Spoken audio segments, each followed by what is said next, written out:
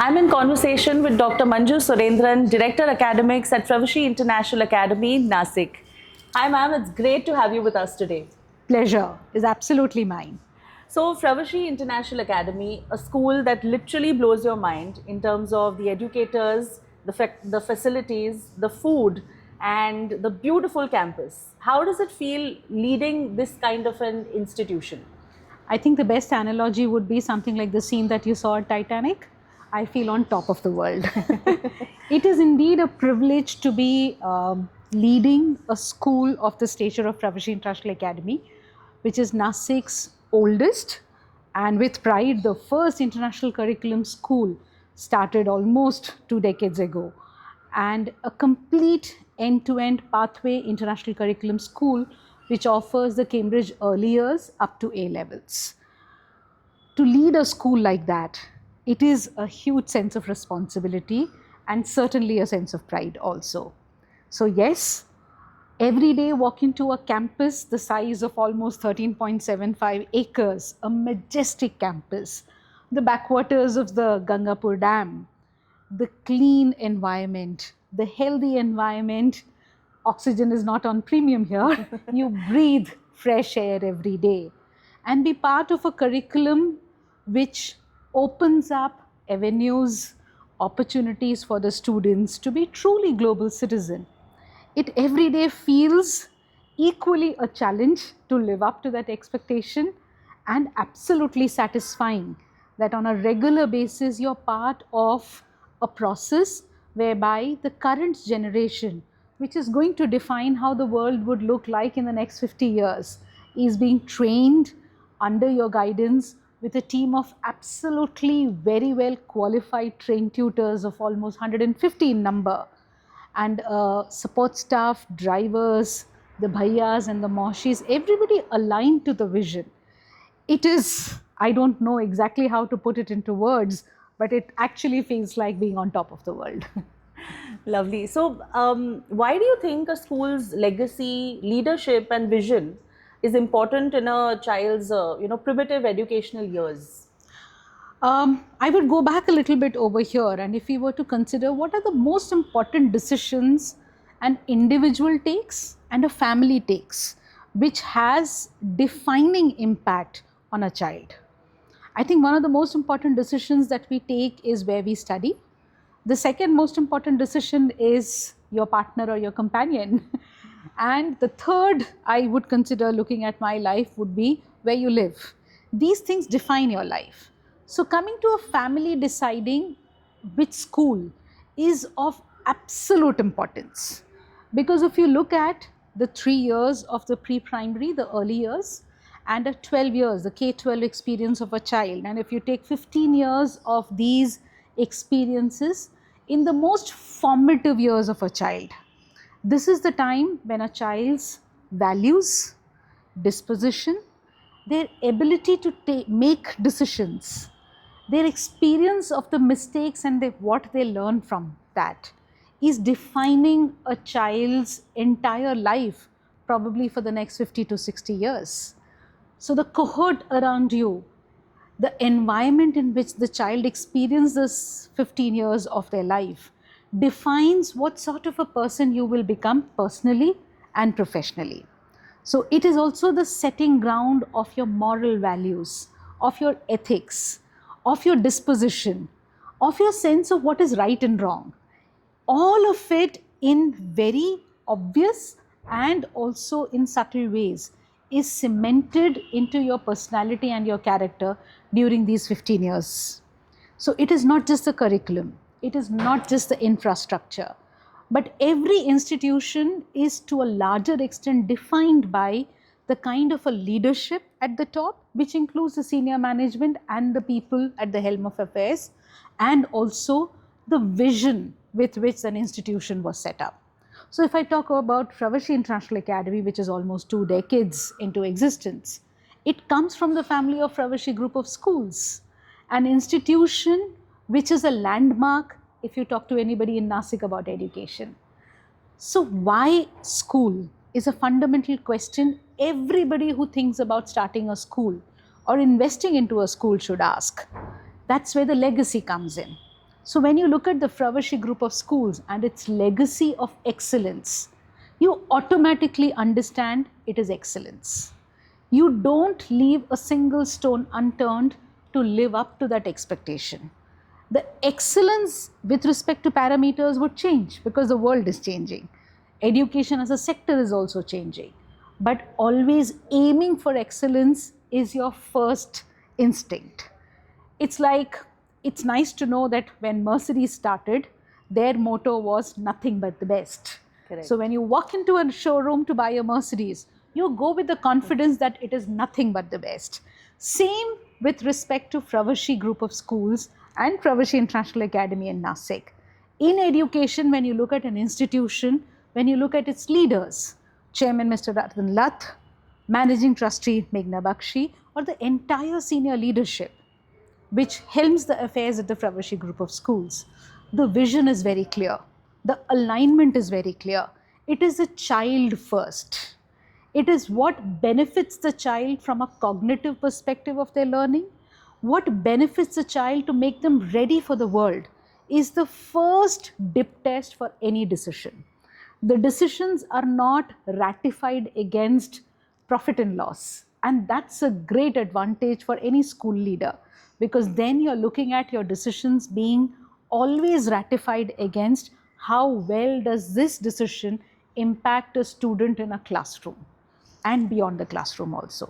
So hence my humble request to every parent is, whichever school that you select from, don't just get enamored by what the social media talks about or what a marketing material will talk about.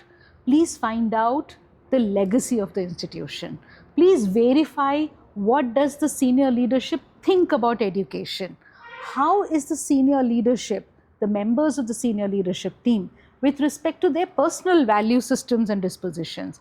Because education is a sector where the children learn from more from what is not said than from what is said. You imbibe the values, you imbibe the learning more than what you see, not from what you hear. Correctly said, ma'am. And how does Fravashi International Academy ensure the holistic development of the child? So first and foremost, I would like to bring to your attention over here, Shivani, that curriculum is the backbone of an institution of learning.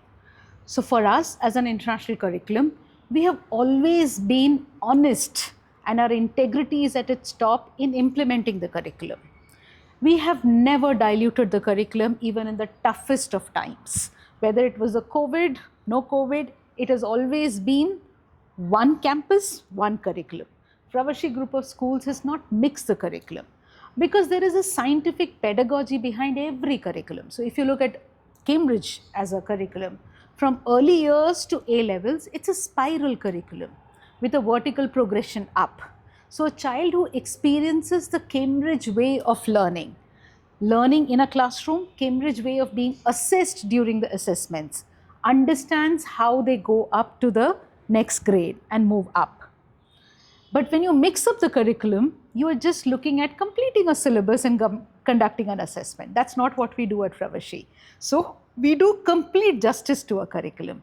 So when we say complete justice to a curriculum, if you look at Fravashi International Academy, our Cambridge curriculum is supported by other curriculums which ensure that the real essence of curriculum is never diluted. We run a fantastic reading program from our early years up to grade 8, which supports the language learning in the classroom. So language acquisition is not merely restricted to what's there in the text. In fact, Cambridge does not prescribe a text. It is a scheme of work and what is the skill set that is being picked up. And we support. So we all understand that English is the global language and it is an international curriculum. However, we are all non-native speakers of the language. I was not born in England. English is not my mother tongue and neither it is a mother tongue for my tutors and my children. So how do you acquire the language skills being a non-native speaker? So you support it by a reading program which is Lexile level adaptive. So within a classroom of 25 students, there would be children who are at a particular Lexile level and another child might be more pronounced in the Lexile level. The program adapts itself and provides reading material which is at a higher Lexile level for the child and at a more comparable level for another child. Hence, the language acquisition is strengthened with that. We run a coding program called the Code Monkey. Yes, we have a digital literacy which is running. We live in the technology world, and I think AI has opened everybody's eyes to technology. But how are we dealing with it? We made sure that the children learn the fundamentals of logic and reasoning through the Code Monkey program. It's not just a curriculum. And honestly speaking, with respect to technology, no curriculum can keep pace with the changes that is coming academically. So you bring in logic and reason into it. We were the first 15 schools in the country to take up the pilot project of a year-long critical thinking program. We implemented it in grade 7. So my tutors who were trained to implement that program work with grade 7 to purely polish their critical thinking abilities. To give you an example, my grade 7 indulged in a project to critically analyze, does the Maggi noodle actually cook in 2 minutes?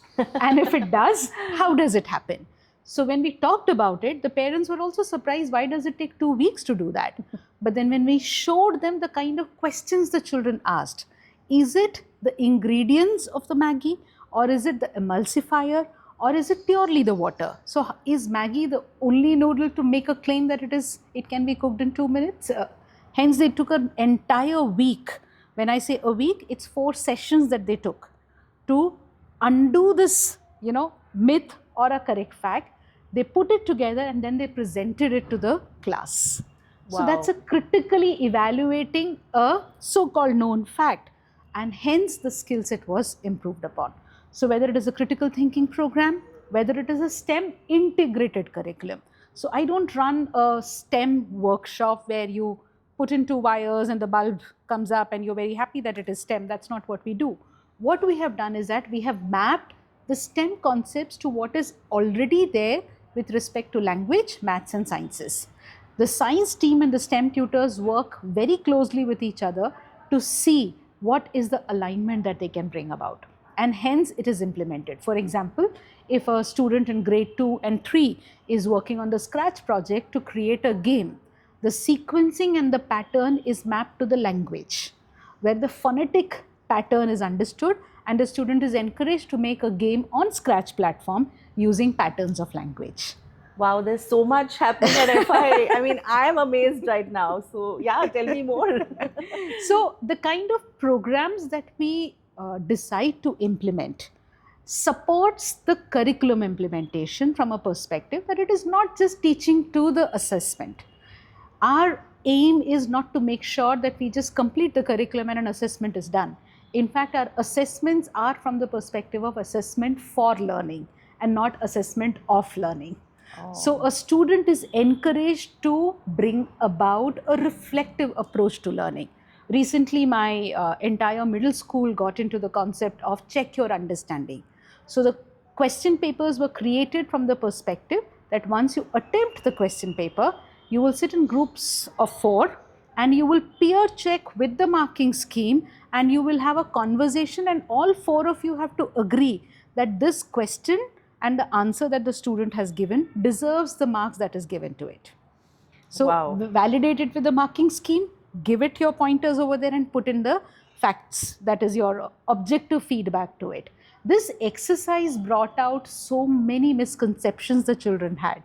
This exercise brought about so many different perspectives even for a tutor, that I never thought that this is how the child is perceiving that they will get a score. So moving away from a cliche of just aim for the keyword and write the answer and you get a score, the child is encouraged to think from how do you check for your understanding. We are making a very conscious effort to make our children take responsibility for their learning. Because when they take responsibility for their learning, they demand more. And when they demand more, they will know that the learning is not just to write an assessment and get a grade.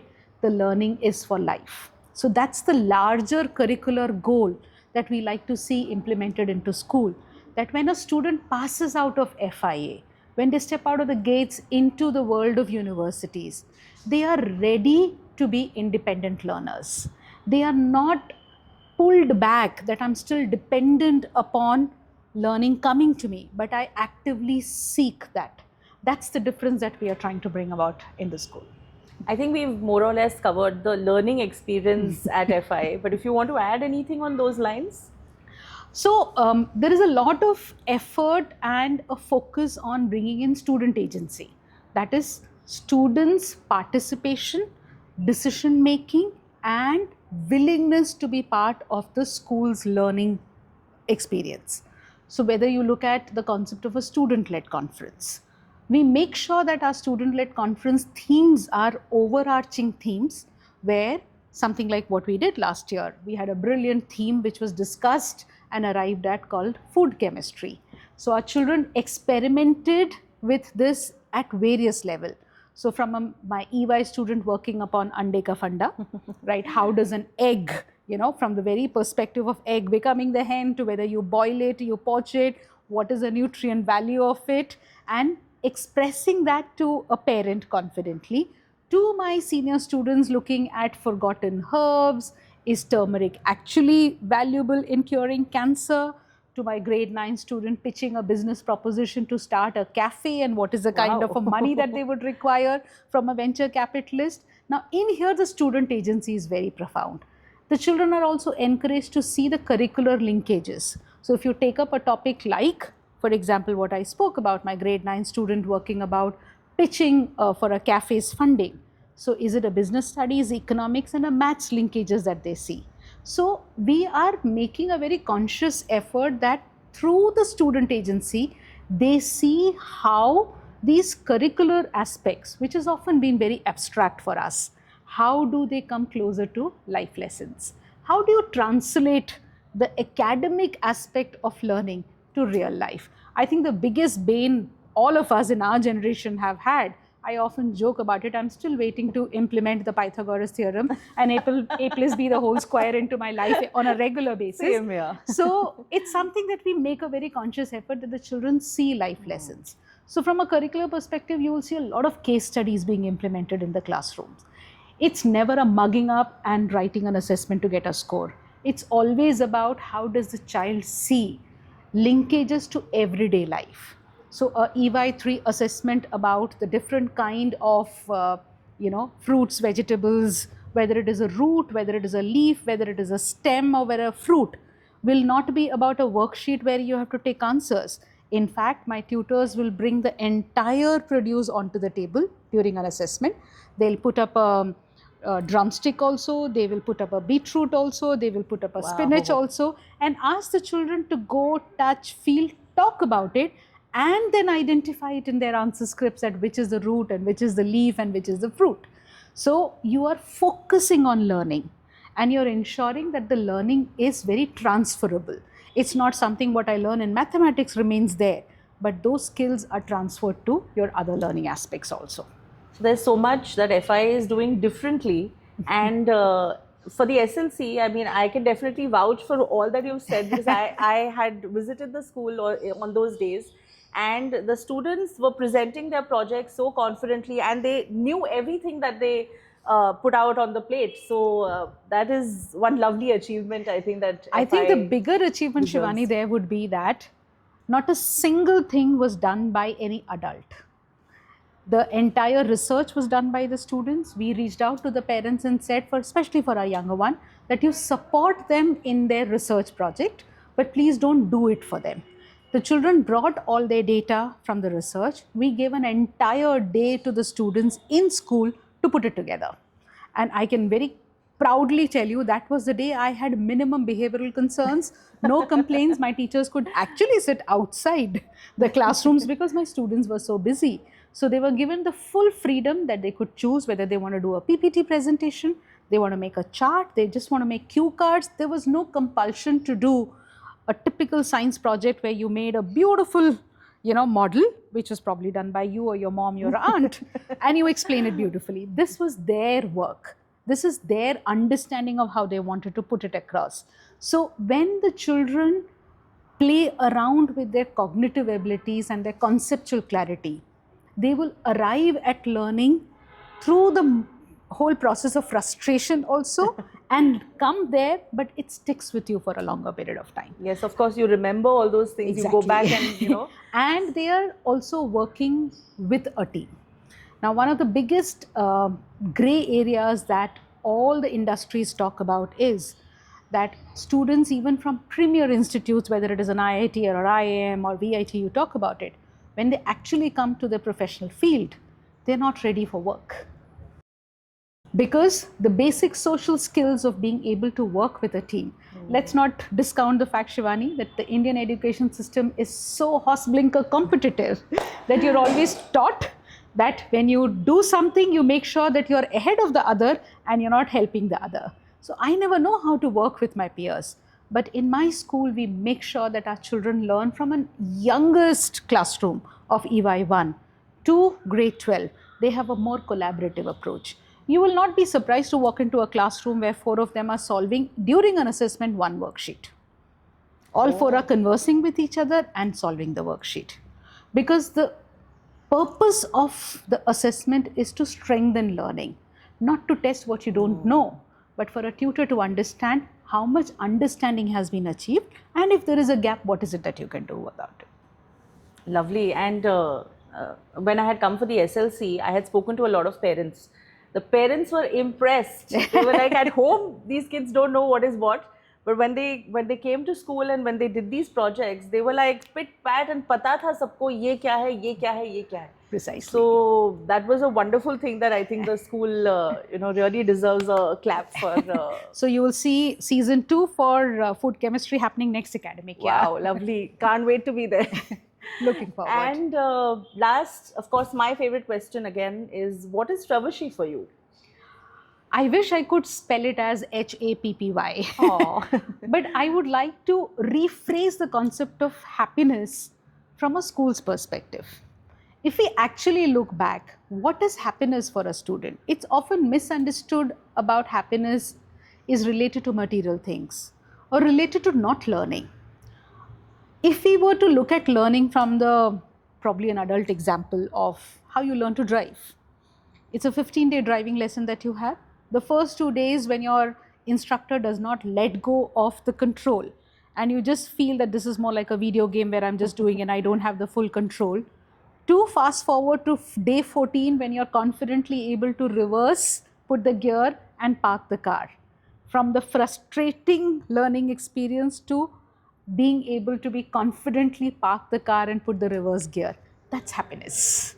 So for Fravashi, the word for me, when I look at it from a school's perspective, it is being able to provide a platform where everybody who's associated with the Fravashi group of schools, and more specifically for Fravashi International Academy, whether it is a student being pushed to achieve the highest level of their potential and understand that when I'm learning something in a classroom, the first few seconds, minutes or hours of frustration of not understanding is actually my learning space. And I have a tutor, mentor who's always there to nudge me, not just give me all the answers. That's the happiness I arrive at. Or it is a support staff who aspires to move to an administrative position and reaches out to my admin coordinator and says, what is it that I can do that I move from being a support staff to an admin member? Or my tutor who is frustrated that I'm not able to help a certain number of students because they are not reached up to that level, and actively seek strategies that I want to understand how can I help those students? What is it that I can do differently that all my children have the highest level of engagement? This is happiness for each member of the family. And that is what Fravashi means to me, that we come there, we spend almost half of our lifetime in that institution, and we meet and work with different age groups, whether it is a student, whether it is a tutor, whether it is a support staff, whether it is a driver, or on a regular basis our parent partners. A school is a mini reflection of the society. So when the society changes, we also have to change. When the society has a crisis, we see reflections of it in school. How do we make sure that the happiness quotient of a sense of accomplishment always stays? That's what Fravashi is for me. Wow, that is lovely put, ma'am. Thank you so much. Thank you for being with us. I think I had one of the best conversations today. So My thank you so pleasure. much. Absolutely. Thank you.